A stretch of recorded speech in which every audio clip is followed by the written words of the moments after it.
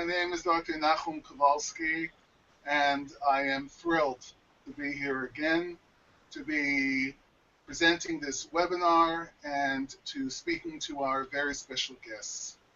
Before we continue, I really want to thank everyone who has joined this webinar.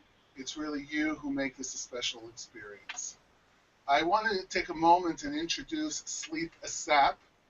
I'm here representing Sleep ASAP, which is a new global sleep management education platform established by an international team of specialists in different fields such as art therapy, music therapy, psychology, and neurology.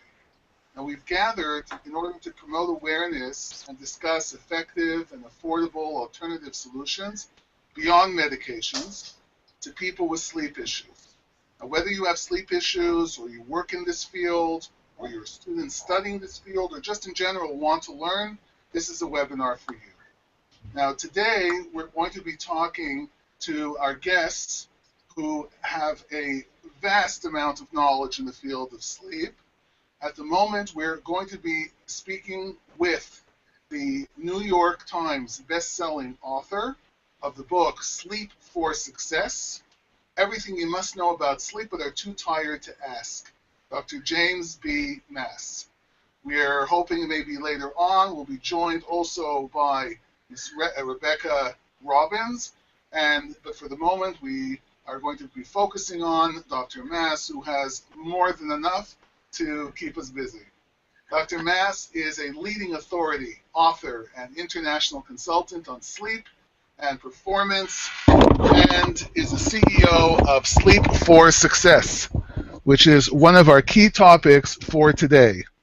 Dr. Maas has been the Stephen H. Weiss Presidential Fellow, Professor, and part Chairman of Psychology at Cornell University, and has served for 8 years as a professor at the Weill Cornell Medical College, Qatar. He holds the world's record for university teaching, having taught more than 65,000 students in his 48 years on the Cornell faculty. Dr. Maas is one of the world's most sought-after corporate, medical, education, and professional athletic team speakers. He has been featured in more than 200 articles in the popular press, and he appears frequently on national television on programs such as The Today Show, NBC Nightly News, CNN, Good Morning America, The View, Regis and Kelly, ABC's 2020, and of course, Oprah. So I'm going to just take a moment, and I just want to say hello to Anna. Anna, our magical artist, who somehow always creates the most intriguing drawings representing everything we've discussed from moment to moment during these webinars. She's with us again, and she is just absolutely incredible. So let me personally say to Dr. Maas, hello. Hi. Hi, this is really, I have to say, this is really an honor. I took some time to read up on the amazing work you've done, on your incredible reputation, and just your prolific work in the field of sleep. And I'm excited. I'm very excited to have this opportunity to speak with you. Well, I'm very excited to be with all of you, and thank you from the bottom of my heart for that marvelous introduction. The audience should know that my mom wrote that, and you recited it beautifully. Okay, well, listen, my mom wrote my letter of application to medical school, so I guess it's fair. That's the way it works. That's what moms are for. Doctor, may I ask? Yes. I'm sorry. Yes. No, I was just going to say, first of all, I also want our audience to know that I am not an MD like you are, but I am a PhD. And I'll tell you a funny story about that. My then 7-year-old son came to me and he said, "Dad, why does everybody call you doctor? You don't give shots." So I sat him down, and for 20 minutes I explained to him what it took to get a PhD, 4, 5, 6 years of research. You have to publish something in a peer-reviewed journal that has never been discovered before. I went on and on and on. I thought he had the concept down perfectly. The next morning, we're having breakfast. The phone rings. Danny goes and answers it. Somebody's asking to speak to Dr. Maas, and without missing a beat, he said, well, I'll let you talk to him, but he's not the type of doctor who can do you any good. Oh, oh my God. So for the next 30 years, I've been trying to do people some good, and that's why I'm so thrilled to be with you guys today. Thank you. I'm, if I may, I'd like to ask you to just take a few minutes and introduce yourself to our webinar audience. I'd like to say we've had quite a number of webinars already, and people who've been following us do understand what our focus is, what the importance is of understanding sleep, and appreciate the breadth of the issue. But we'd really like to hear about you, your interests, your background, before we start talking about the professional questions that we have at the moment. Sure, no problem. I was one of the early people into sleep education. When I started, it was all on one night in 1969, where I went to Stanford University and talked to the godfather, if not the father, of modern-day sleep research, Dr. William Dement, who became my mentor. I went out to make a film for my large introductory class, because when you talk about sleep to students who are already walking zombies and tremendously sleep deprived, that's very soporific. So I use a lot of films. I'm a filmmaker. And he said, look, come on out to Stanford. I'll hook up a graduate student, and I'll show you how we capture a dream. Well, nothing happened for about 90 minutes, and then all of a sudden the polygraph attached to electrodes on our subject's face and his scalp became alive. Needles were jumping all over the place, the pen's making scratches. And he said, okay, he's having a dream. Let's go in, wake him up, and ask him what was going through his mind. And that one evening was so exciting to me that I said, I am going to change my professional allegiance to studying for the rest of my life sleep medicine and sleep as it affects performance. So right away I got into it very early, and at that point maybe the psychological journals would have one article a year about sleep, any aspect of sleep, usually something about the different disorders of sleep medicine, nothing about behavior. And now we have 3 or 4 journals devoted entirely to sleep, and at last we have a bedroom in the House of Medicine, because heretofore somebody was lucky in medical school to maybe get an hour of sleep education in 4 years of medical school. Where do you put sleep? Do you put it in pulmonary medicine? Do you put it in psychiatrists? It had no place.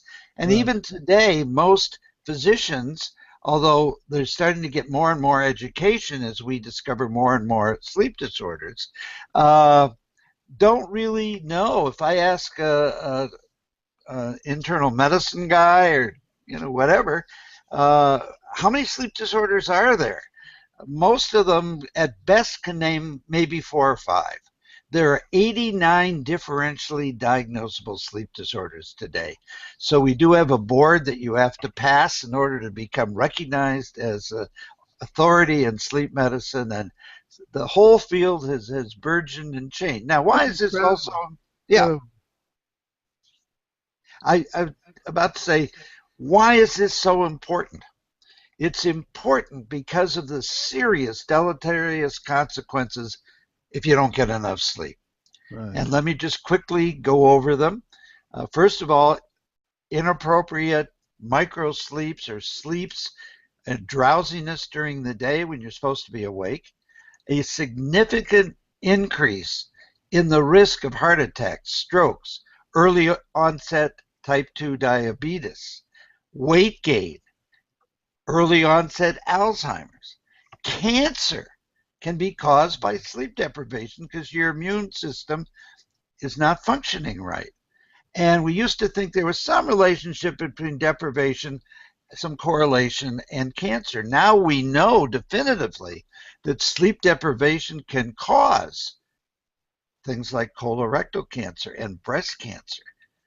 Incredible. It affects just about every physiological measure we can take. Then there's the emotional factors: irritability, anxiety, depression, weight gain, obesity, sure marker for sleep problems, sleep apnea, and other illnesses. We recently, I'm talking about in the last week or two, found out that sleep deprivation actually kills brain cells. So it's a permanent loss that you can't recover. You lose your sense of humor. You don't like to work in teams. You lose your motor skills. And we've done all sorts of exciting research now with Olympic athletes, professional athletes across all sports that show that we can actually improve your performance literally overnight by changing your sleep habits. And then there's this huge area of decreased cognitive performance, a significantly reduced ability, if you're not sleeping enough, to process information, to concentrate, to acquire new materials, to remember, to speak and write well, to be creative, to think critically, are all affected by sleep deprivation.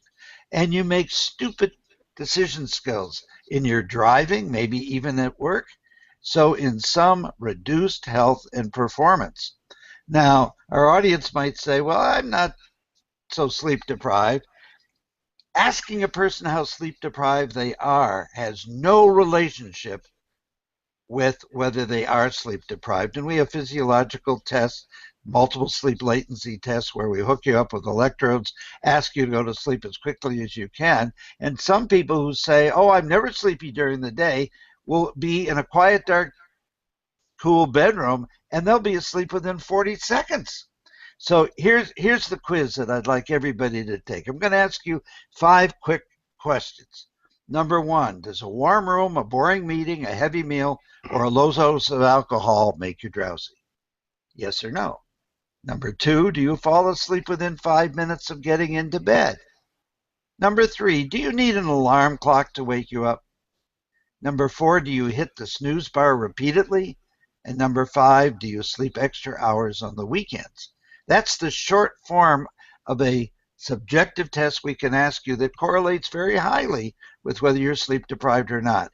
Answer any 2 of those questions in the affirmative, answering yes to any 2 of those 5 questions, and consider yourself seriously sleep deprived. I mean, you've thrown so much incredibly important information at us already.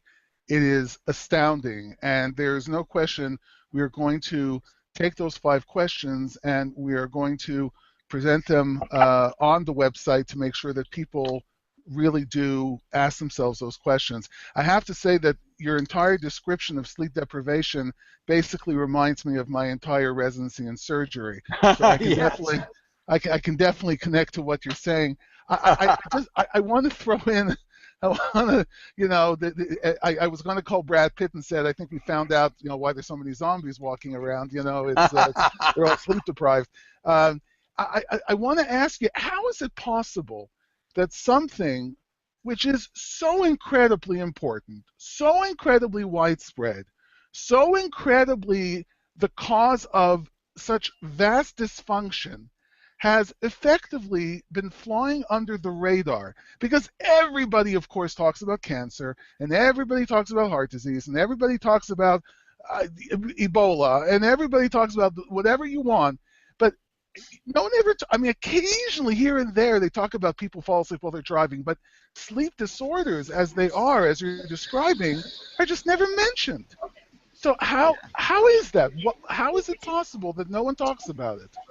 Nobody wants to admit they're sleepy because people think that productivity correlates with how hard you work and how long you work. So it's a mark if you're sleepy during the day that you're lazy, that you're a bum, that you're not worth employing. So people tend not to care. Janis Joplin, a famous singer, said, "Why sleep? I might miss a party." Well, Janis died at the age of 27, so I'm sure she was very happy that she partied, but she missed most of her life. I And know. and now finally, and you're absolutely right in your statement, but finally, with the proliferation of not only car accidents, but train accidents, people falling asleep in the cab of an engine of a train. The bullet train in Tokyo, there was a serious accident because the driver fell asleep and missed a red signal, and it turned out that he had serious sleep apnea, and it's very hard to maintain wakefulness if you do indeed have apnea. Uh, Recent plane crashes where pilots make stupid mistakes in the cockpit because the airlines schedule them without regard to sleep. They say, well, you have to have 8 hours off, but they don't say you must sleep for 8 hours. Right. And if you're a pilot, by the time you check the plane out, when you leave the cockpit, you write up reports of some problems. You wait an hour for the van to take you to a hotel, which is usually in a seedy part of town. All the restaurants are closed. Then you might get 5 or 6 terrible hours of sleep, and you're back on duty, and you haven't cheated the rules. So the rules are stupid. And I can't tell you how many near misses are reported to us at a NASA center that keeps track, without getting the pilot into trouble, of these near misses. 1 page per report. Every year we get 8 inches thick of reports. So it is really terribly frightening. I'm sorry, please. I'm sorry. And I was just going to add, only recently has the popular press really delved into this problem. And the pharmaceutical companies, as you know better than I, on television now, on the radio, are pushing solutions to insomnia, but the solutions are medicine that does more harm than good. And so everybody thinks, okay, so I'm really tired during the day. I'm not sleeping well at night because I'm under stress, the main cause of insomnia. I'll make it good. I'll just grab drug X or drug Y. And some of these drugs can actually kill you. So we have to change, looking for not a medical solution, but a social solution and good hygiene. And we're going to talk about all of those things when we get to that. Absolutely. I just want to take a moment, and I just want to express again my surprise. Corporate America is extremely focused on productivity, because productivity relates to ultimately profits. And if suddenly you come along and you tell them, and given the tremendous amount you've written about the topic and how much you've presented on it, that you're just wrong. Okay, you guys are just wrong. You're pushing your employees to work insane hours, and you're just shooting yourselves in the foot. And the fact that even corporate America doesn't seem to be getting this message that they're actually overspending for getting less productivity. If they were just to let their workers have a human life, they would get more out of it. That blows me away, because money, when you talk about money in corporate America, they usually listen. And clearly the prejudice against allowing people to sleep is so extreme that even corporate America is willing to forego income because they're so locked into this wrong way of thinking. You could not have spoken more eloquently about the problem. I was quoting from your book. I was quoting from your book. Oh, again, my mother. But that is changing, And the way we change it is doing exactly what you're saying. We go in to talk about being awake rather than being asleep. So I talk about not having a good night's sleep. I talk about having a better tomorrow. And I tell the corporations, if you have your employees with their wellness programs, which focus Exactly. entirely on, right now, on nutrition and exercise, Right. none of those things do any good without proper sleep. And then I show them fMRIs, which, as you know, functional magnetic resonance images of the awake brain under conditions of sleep deprivation. There is nothing, while these people are supposedly awake, going on in their brains cognitively. We have schools starting at god-awful early morning hours. We have the kids' bodies in the classroom, but their brains are back on their pillows. We're talking to them in the middle of their night's sleep. So education is worthless. Early morning athletic practices are worthless. And the corporations are running into middle-aged people, employees, very good employees, who are having heart attacks and strokes and type 2 diabetes and getting in car accidents, costing that company a huge hit on their bottom line. So if I talk to corporations in terms of, I'm just not going to, focus on sleep per se, but your bottom line, and I'm going to show you we're going to improve it if you let your employees in on this big secret. But you're also very right. I spoke at one of the largest investment banks in the world. I'm not allowed to tell you their name. Oh, come on. We won't tell anybody. Right, because of the following reason. They hold wellness seminars once a month. Right. And they usually have 50 signups. When we came to that firm and it was announced that we were going to talk about sleep, 1,500 people showed up. Unbelievable. They were desperate. Of course, what they wanted to know is how I can only sleep 5 or 6 hours and feel wide awake and alert. Well, we don't have a silver bullet, but we did show that if you slept somewhere between 7 and 9 hours, you'd be in such a better mood, so much more effective, so much more efficient, that you'd have even time left over by sleeping the proper amount. So that word got out. The Wall Street Journal got the name of this company and the director of the wellness program, and that person said, yes, he was here. Yes, he gave the most popular program in the history of our firm, but don't you ever mention our name, because our stockholders and our clients will think we are a company of walking zombies. Oh, my.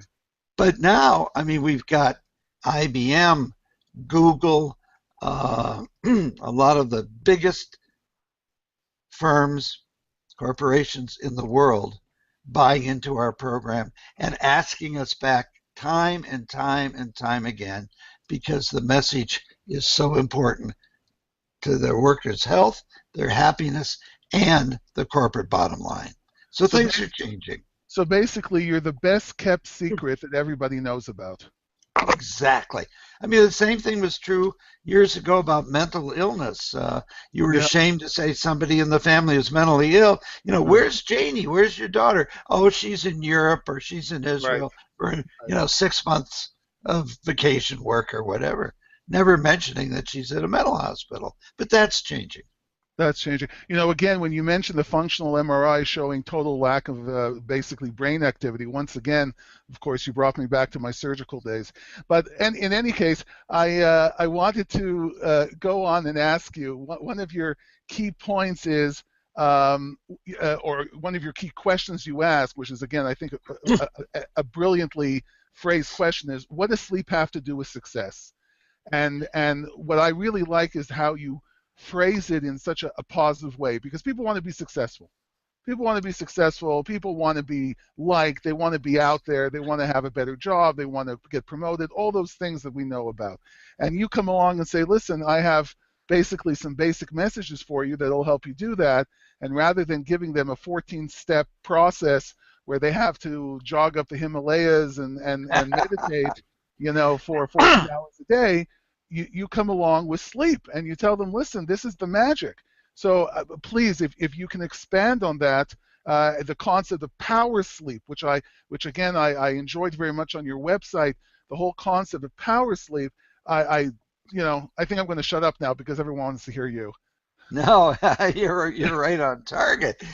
Uh, I guess my interest in performance really started out with circadian rhythm studies that everybody could relate to. I ask them that quiz, and then they say, uh-oh, I better listen to this guy. I've got a problem. And then what we do is we talk about, in that midday dip of alertness right after lunch, I can barely keep awake and I don't put my head down. And I say, well, it's perfectly all right to put your head down on the desk if the boss comes by your desk and sees your head down and taps you on the shoulder. Before you lift your head up, you say very loudly, Amen. And then you pick your head up and say, what can I do for you, boss? So I got into that, and I invented a term because at the time I was a consultant for IBM, which I did for 15 years to their executives all over the world, and I would talk about leadership, but I would mention sleep deprivation. At the end of a 2-hour seminar, the only questions I was getting was on the 5-minute bit that I did on sleep. And then so I moved over to talking about sleep. At the time, they were having power breakfasts and power lunches. They loved that term. So I said, rather than a coffee break, which you're allowed, or a Coke break, which just ruins your sleep that night, why not take a power nap? And I wish I had patented and copywritten that term because it's now in the worldwide vernacular and I don't get a penny from it, but I do get the satisfaction of introducing that term and making it a very positive thing to do. And we can talk about how to take one, how long it should be, etc. So that has been, I think, a regular change. And then I started to do case histories, first of all, with high school and college kids, where we put them, gave them sleep education, maybe as little as an hour, and even gave them some objective tools like Fitbits or Zeo machines that could accurately measure every single moment of their sleeping behavior. It would tell us how long it took them to go to sleep, how much sleep they got, how much dreaming sleep they got, how much deep sleep they got, how long they slept, and it gives us an algorithm called a sleep quotient, which is like a number on an intelligence test. This is your sleep intelligence. So we could say, look, at your age, you should be getting 8 hours or 9.25 if you're a teenager every single night, and here's how to do it. And you're going to see an amazing increase in your mood, less stimulant use, less reliant on drugs, on caffeine, better athletic ability. Your grades will go instantly up. And so we got objective data, and that data is pretty hard to ignore. And then we started to get case histories from Fortune 500 companies. People would write us saying, my wife's wondering what happened to me. I'm in a good mood all the time. And the most fun I'm having now, having retired from Cornell, is I'm CEO of a company that Rebecca and I are expanding. And that company has a lot of work with not only corporate people and college and high school students, but my specialty is working with athletes and Olympic gold medalists who have very little headroom to improve.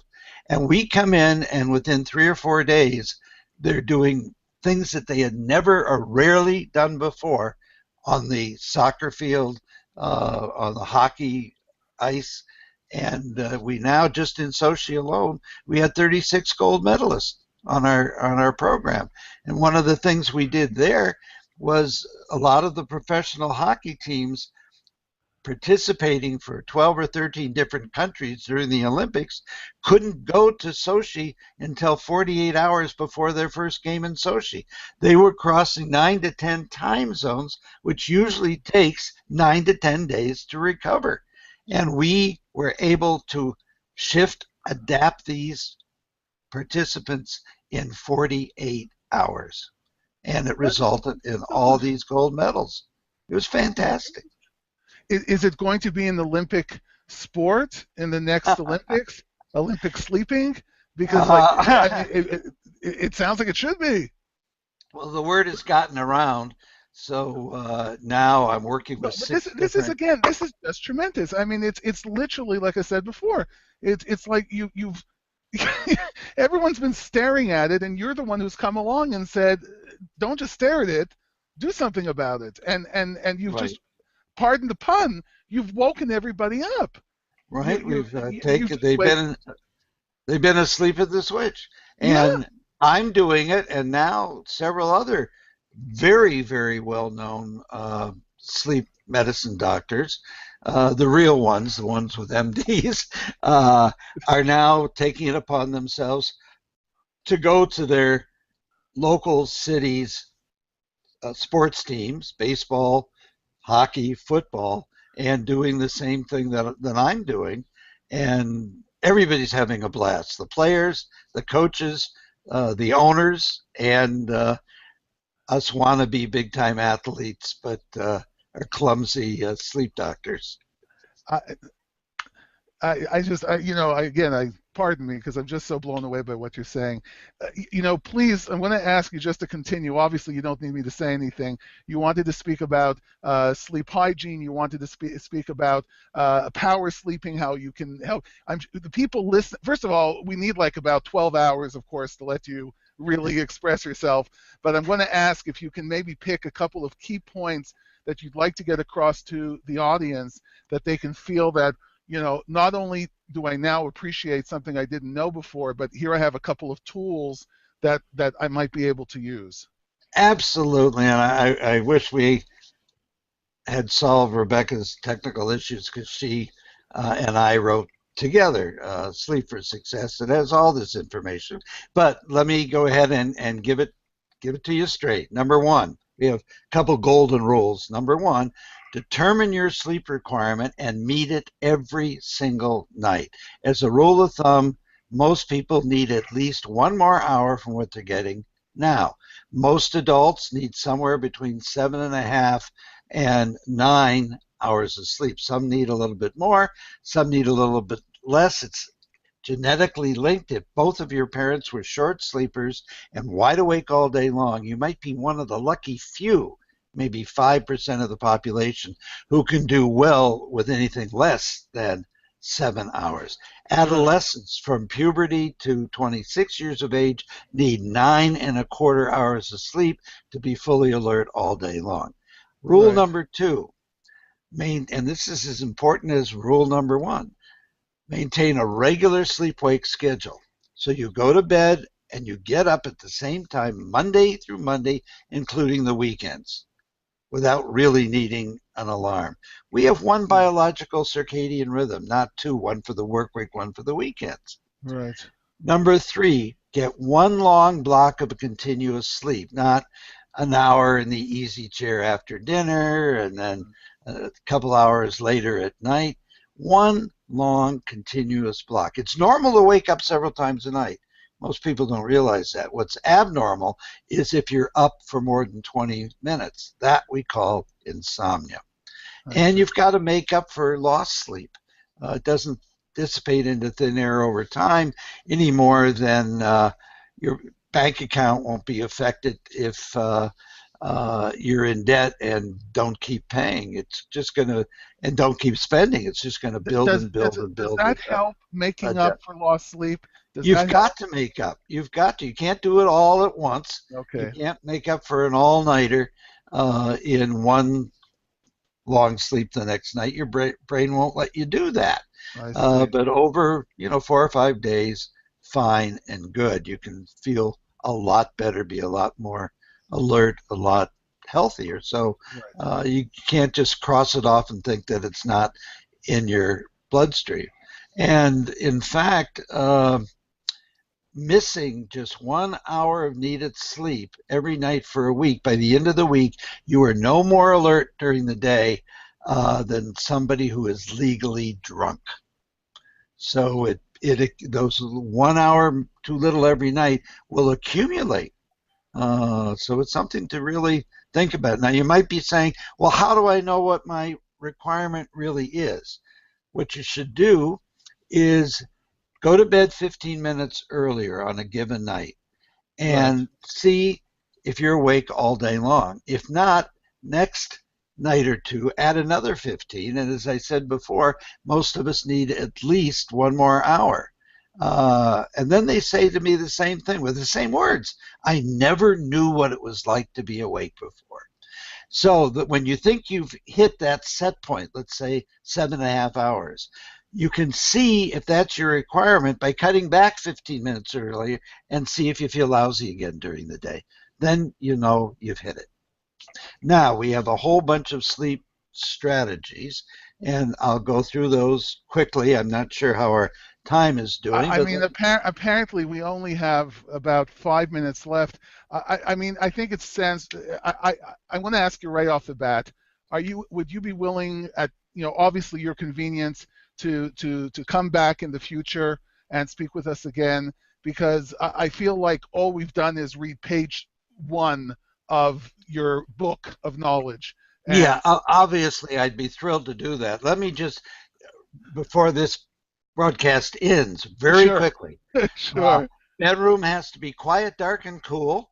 right, Um, you don't want any electronics in the bedroom within an hour of going to sleep, because getting on an iPad, a Kindle, your computer, watching TV, all those monitors have a lot of blue daylight spectrum light, which blocks the flow of melatonin when you turn off the light, because melatonin is a brain hormone that brings on sleep. And it's going to be delayed because you've been looking, in essence, at blue light, daylight, just before you turn off your lights. Not a good idea.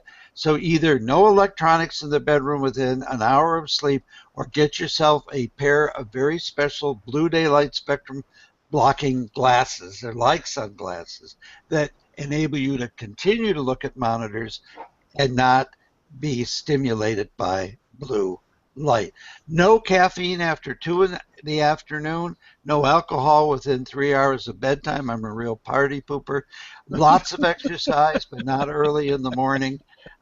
Take a power nap when you need it, no more than 10 or 15 minutes, or right. go, if you have that luxury, a full 90, a full sleep cycle. Never 60. You'll wake up and feel groggy. A hot bath, a jacuzzi right before bedtime is good. Listen to light classical music. Do mental relaxation. I wish Rebecca was here. She's a yoga expert. She'd tell you all about the wonderful benefits of sleep when you practice yoga.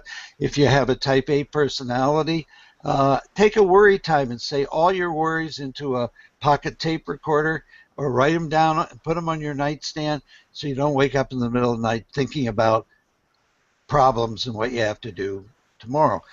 A lot of senior citizens say, I can't sleep. So what I do is I go to bed at 8 at night and stay there 12 hours. And sometime in that 12, maybe I'll get 7 or 8 hours of sleep.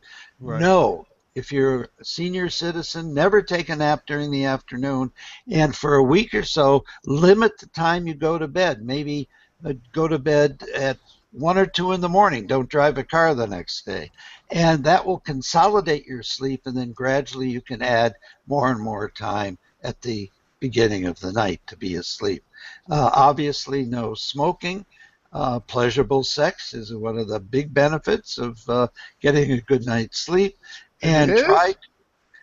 let's talk about that in a 2 hour No, no, program. no, no. You know, And lastly, and Doctor, you can address this no, probably better than just I, but memories, just memories. That's all. just remember, I have such a funny story about that. So, Next time, the lead with that. the gods of the internet have granted us an extra 5 minutes. So Tell your story, please. I'm begging you. Okay, I have this class at Cornell, 2,000 kids, big auditorium. I talked one day about the fact that your dreams, the beginning of the night, are usually anxiety producing. What's going on in your life right now? And at the end of the night. But in the middle of the night, we tend to dream about things that happened long time ago, often rated as very pleasurable and not incidentally sexual. And so I look up into the audience as I was talking about sleep in the middle of the semester, and I mentioned this. And then I mentioned that everybody sleeps and has REM sleep, about 2 hours of dreaming every single night. And I noticed a retired professor of veterinary medicine, 88 years old, sitting in the audience. And he raises his hands and he said, I'm 88 years old. I've never had a dream in my entire life. And I said, Doctor, if that's true, your medical history. But I think you just don't remember your dreams. He said, no, no, no. I've never dreamt. And I said, well, that's an empirical question. Why don't you come down to our sleep lab some night and we'll record to see if you have dreams? He said, I'm a widower. How about tonight? So I said, okay. And I talked to the 2,000 kids. Anybody who wants to see this, come down to the 2-bed sleep lab at 11 tonight, and we're going to hook the doctor up. If he has a dream, he owes me a steak dinner at the most expensive restaurant in town. And 152 kids showed up in our little sleep lab to watch me lose a bet. 90 minutes after we put him to bed, he's in REM sleep. And I run into the bedroom. I said, Doc, what was just going through your mind? And he looked at me and he smiled and he said, I just had the first dream in 88 years. And I said, no, you owe me this dinner. Now let's go home and go to bed. And I saw him about a year ago on the campus. He ran up to me and he said, Jim, I really want to go back into the lab for another night because you woke me up repeatedly, like in the middle of the night, and I had the most wonderful sexual dreams I've ever had in the middle of the night. Well, I'm a widower now, and I'm getting Alzheimer's. Can I come back in the sleep lab and get out some of those earlier midnight dreams? End of story. No, don't stop. No. I'm the only guest lecturer who tells audiences it's perfectly all right to go to sleep while I'm talking because that's the whole point. I guess we will have to kind of cut things off at this point, which Sure. is extremely painful to me. This has been really so elucidating. This has been so amazing. I have to get to the case histories next time because you're obviously going to have to come back, and obviously we very much would want Rebecca to join us next time. Yes. I think she heard I was the interviewer, and suddenly, oh, I have technical problems. I wonder where they came from. But anyways, so I cannot thank you enough. You have so much opened my eyes, and I'm sure there are people who are going to be watching this webinar multiple times, not just for his R-rated status, but we could call the next one. We could call the next one 50 Shades of Sleep. How about that? You should call your book that. 50 Shades. We could make billions. I'm writing this down right now. Oh, there you go. So again, on a very personal level, I want to thank you tremendously. On behalf of the entire Sleep Up staff and everyone listening to this webinar, you have been astounding. And I really can't look for. I can't wait until the next time we have a chance to speak. Me too. Thank you for the invitation. Thank you. And I just have to dive in right now, and I have to say, Dr. James Maas, it's been an incredible honor. And unfortunately, this time we didn't have Rebecca here, but I'm sure we'll get her next time. We'll make sure that happens. Great. It really was a fascinating conversation, and I have a lot of taste for more. And yeah, guys, that was all for webinar number 8. the sleep and success. Join us on our next webinars. You can, for now, come follow us, join the community of Sleep ASAP. We have plenty of webinars coming. Get on our meetup, on our Facebook, Twitter. You can go on sleepasap.org. You can get a lot of information about our operations. And until next time, have a great weekend.